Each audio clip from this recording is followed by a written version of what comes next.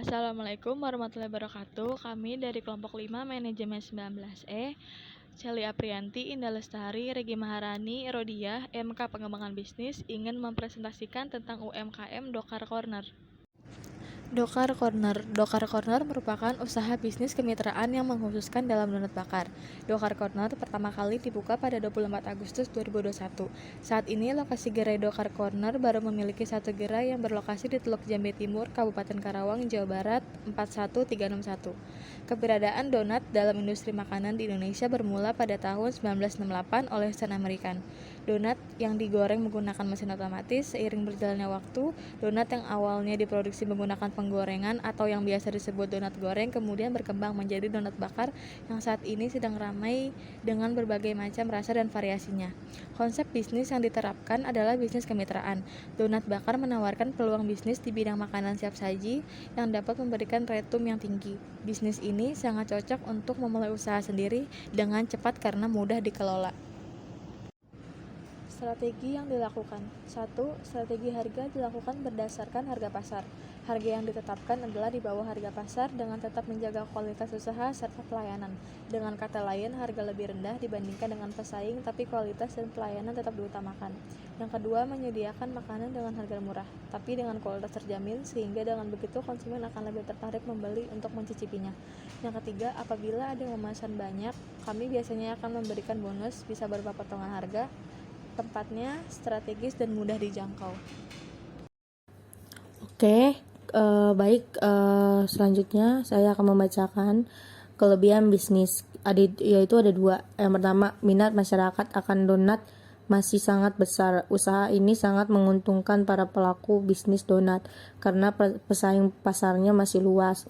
Di samping itu, usaha donat juga dapat dikembangkan dengan memberikan inovasi baru dengan topping yang bervariasi. Yang kedua, inovasi lainnya juga bisa dilakukan dengan menciptakan bentuk baru seperti sate donat, donat karakter, atau juga bisa menyediakan donat rendah kalori sehingga konsumen tidak merasa bosan dengan donat yang ditawarkan. Kendala yang dialaminya itu ada 5. Yang pertama, selain menguntungkan dan memiliki pasar yang luas, usaha donat juga memiliki kendala bisnis. Kendala yang sering ditemui yaitu kadaluarsa donat yang singkat. Rata-rata donat hanya mampu bertahan selama 4 hari jika tidak disimpan di freezer. Oleh sebab itu, sebaiknya dalam proses produksi sesuaikan dengan jumlah permintaan pasar setiap harinya. Daya tahan donat itu 1-3 hari. Yang kedua, donat dapat dijual dengan harga yang lebih murah atau sebagai langkah akhir donat yang sudah tidak layak dijual dibagi-bagi kepada sekitar warga. Langkah ini pun biasa dijadikan ajang promosi produk. Pastikan donat yang akan dibagikan secara gratis dan mutunya masih baik. Yang ketiga, pandemi virus corona menimbulkan dampak ekonomi pada bisnis makanan termasuk toko roti dan kue Indonesia. Yang keempat, masa kadaluarsa roti. Itu kurangnya penjualan roti di masa pandemi sehingga produksi roti berkurang karena untuk menghindari penumpukan roti yang tidak terjual sehingga habis masa kadaluarsanya. Yang kelima, omset menurun 50% di masa pandemi COVID-19.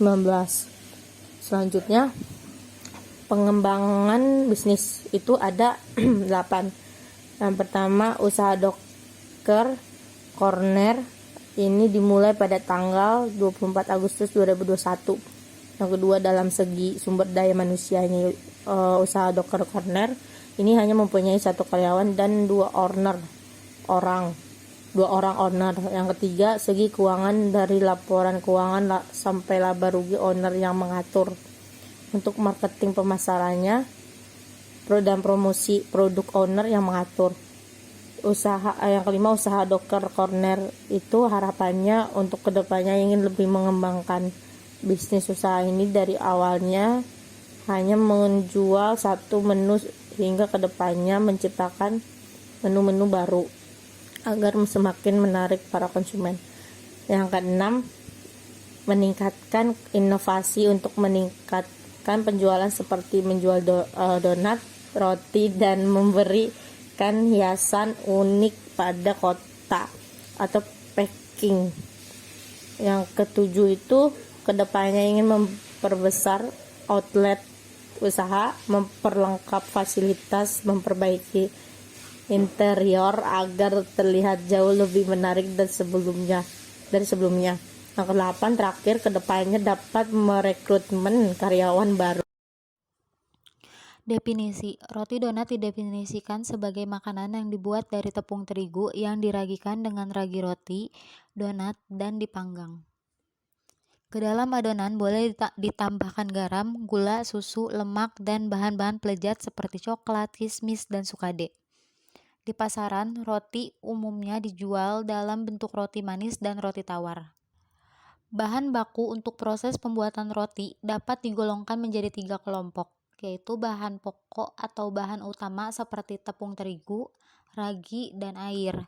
Bahan penambah rasa yaitu gula, garam, lemak dalam bentuk shortening atau mentega atau margarin, susu, dan telur, serta bahan tambahan berupa mineralis, food atau MYF, malt emulsifier, bahan untuk meningkatkan mutu adonan atau Daugheim Puffer, dan pengawet terutama terhadap jamur. Berikut merupakan bahan dan alat. Alatnya terdiri dari timbangan, mixer, loyang, sarung tangan, oven, saringan, dan kain lap.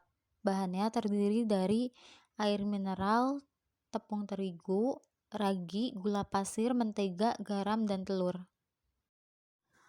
Prosedur pembuatan dokar: menyiapkan peralatan, menimbang bahan, mencampurkan adonan, aduk adonan hingga merata, garam dan mentega, fermentasian, timbangan dan pembentukan, pendiaman fermentasi, oven.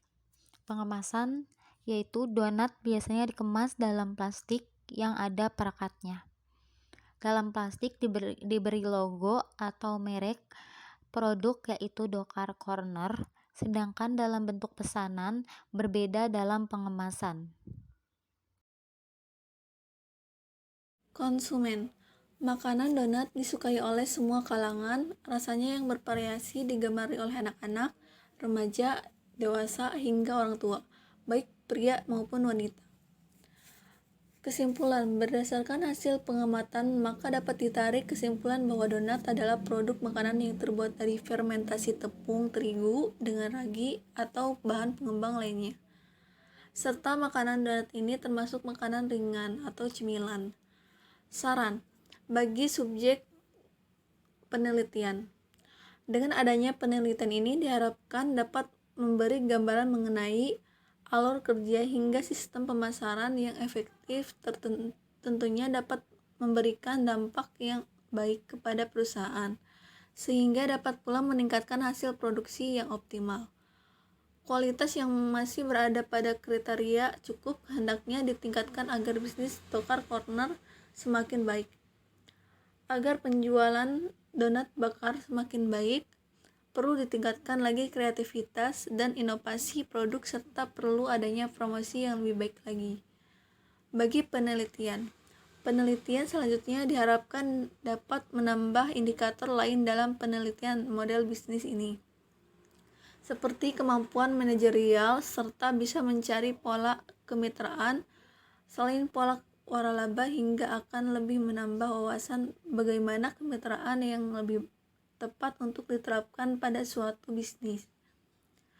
Penelitian selanjutnya diharapkan dapat memaksimalkan pengambilan data melalui wawancara yang lebih detail sehingga dapat menggali informasi yang lebih baik lagi dari responden maupun pemilik perusahaan. Sekian presentasi dari kelompok kami. Mohon maaf apabila ada kesalahan. Kami akhiri. Wassalamualaikum warahmatullahi wabarakatuh.